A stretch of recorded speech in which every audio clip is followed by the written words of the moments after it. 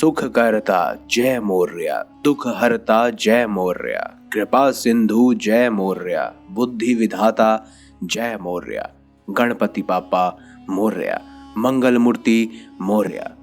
दोस्तों, आखिर ऐसा क्या हुआ जब स्वयं गणेश को रूप बदलकर करनी पड़ी अपने भक्त की रक्षा। नमस्कार दोस्तों, हमारे YouTube चैनल में आप सभी का हार्दिक स्वागत है।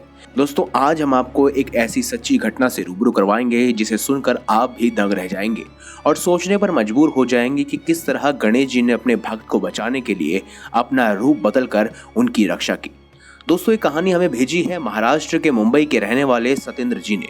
सत्येंद्र जी बताते हैं कि वह एक संगठित और संस्कारी परिवार में जन्म लेने के कारण उनका बचपन गणेश जी के प्रति काफी प्रेम भाव वाला था।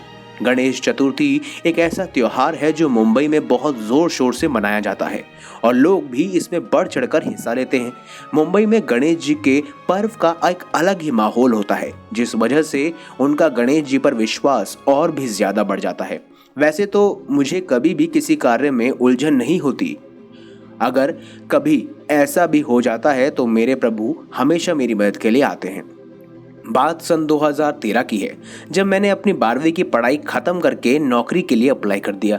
मुझे नौकरी के लिए कॉल भी आ गया, मुझे इंटरव्यू में बुलाया गया और मेरी सिलेक्शन भी हो गया। नया नया कार्य था और नया नया करियर की शुरुआत थी, जिसकी वजह से मुझे टेली कॉलिंग का जॉब मिल गया। दोस्तों, जॉब बहुत अच्छी चल रही थी और मुझे सप्ताह में 1 दिन की भी छुट्टी मिलती थी, मगर जिस दिन सबकी छुट्टी रहती थी उस दिन मेरी छुट्टी नहीं रहती थी, क्योंकि रोस्टर ही ऐसा बना हुआ था। मेरे घर से मेरा ऑफिस केवल 2 स्टेशन ही दूर था, जिसकी वजह से जल्दी ऑफिस पहुंच जाता था और अपना काम शुरू कर देता था। बोलते हैं ना दोस्तों, अगर किस्मत ही खराब हो तो कुछ भी नहीं किया जा सकता। मेरे साथ भी कुछ ऐसा ही हुआ, जिसकी वजह से मैं बहुत परेशान हो गया। ये एक ऐसा हादसा था कि मेरी नौकरी दांव पर लग गई थी। मुझ पर कितनी भी बड़ी परेशानी क्यों ना आए, पर मेरे गणेश जी पर हमेशा मेरा विश्वास अटूट रहा है और वो हमेशा मेरी मदद के लिए आते हैं। दोस्तों, रविवार का दिन था, मेरी ड्यूटी थी। घर में सबकी छुट्टी रहती है, जिसके कारण मैं जल्दी उठ गया और ड्यूटी पर जल्दी पहुंच गया। हर रोज की तरह आज भी मैं जल्दी आ गया था, मगर आज मैं 30 मिनट पहले पहुंच गया था। हमारे ऑफिस में कॉफी और चाय की डिस्पेंसरी मशीन थी और ओवन भी, जिसमें आप अपना खाना गर्म कर सकते हैं। वैसे तो मुझे कॉफ़ी बहुत पसंद है, मगर आज मुझे भूख लगी थी तो मैंने चाय के साथ पराठा खाने का सोचा। मैंने पराठे को ओवन में गर्म करने को रख दिया और चाय पीने लगा, लेकिन अचानक से बहुत ही तेज ब्लास्ट हुआ और ओवन के आसपास आग लग गई। मैं बहुत डर गया, आग और ज़्यादा फैलने लगी। मुझे कुछ भी समझ नहीं आ रहा था कि क्या करूँ जिससे आग बुझ जाए। काफ़ी समय हो गया, मगर आग और ज़्यादा बढ़ने लगी। अब तो इतना डर गया कि मुझे सभी जगह आग ही आग दिख रही थी। ये सब देखकर मेरी आंखों से आंसू निकल रहे थे। मुझे कुछ भी समझ नहीं आ रहा था। करीबन 15 मिनट के बाद जब मैंने बिल्कुल ही हार मान ली तो मुझे समझ आया कि आज इस जगह का विनाश तय है और मैंने अपने सबसे प्रिय गणेश जी को याद किया और मन ही मन गणेश जी का आह्वान करने लगा।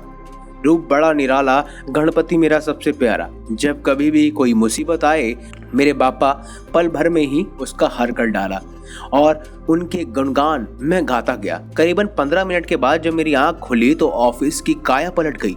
मैं हैरान हो गया, आखिर ये कैसे हो गया।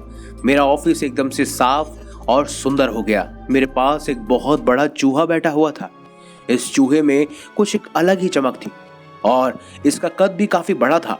ये मुझे भगवान गणेश के मूषक राज की याद दिला रहे थे। हम सभी चूहों को भगवान गणेश का दूत मानते हैं, इसी कारण मैंने उन्हें प्रणाम किया और वो चूहा एकदम से अदृश्य हो गया। मैं समझ ही नहीं पाया कि आखिर ये कैसे हो पाया है। मन ही मन मैंने गणेश जी को धन्यवाद दिया। जब मैं अवन के पास गया तो मेरी आंखें चकरा गई। अवन के पास अंडर रिपेयरिंग का पेपर चिपका हुआ था, जिसको मैंने इग्नोर कर दिया था और उसी वजह से इतना बड़ा हादसा हुआ था। प्रभु की कृपा से सब कुछ ठीक तो हो गया और मेरी नौकरी भी बच गई, लेकिन मैं उस दिन को आज भी नहीं भुला पाया हूँ। वो आज भी घटना मुझे हमेशा याद आती है, लेकिन उस समय गणेश जी मेरी मदद के लिए थे और उन्होंने ही मुझे बचाया। तो दोस्तों, अगर आपको हमारी ये खास जानकारी, ये वीडियो अच्छी लगी हो तो इस वीडियो को लाइक करें, हमारे चैनल को सब्सक्राइब करें और ज़्यादा से ज़्यादा शेयर अवश्य करें।